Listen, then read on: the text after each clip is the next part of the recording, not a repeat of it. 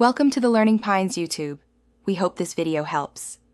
In this video, I will explain how to play King Kong full guide. Begin by learning the card ranks and how trump works, then practice leading with safe suits. Focus on reading opponents, counting played cards, and preserving key honors for decisive tricks.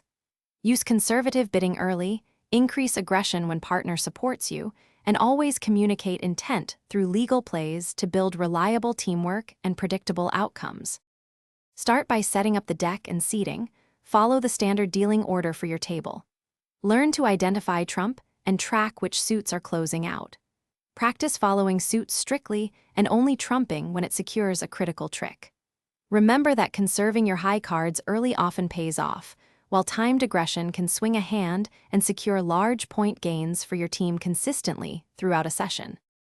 Develop a routine for counting cards and noting which suits opponents avoid. Use standard signals through your legal plays to suggest strength or weakness without breaking rules. Balance risk by saving a trump for crucial moments while leading safe suits to force opponents into tough spots.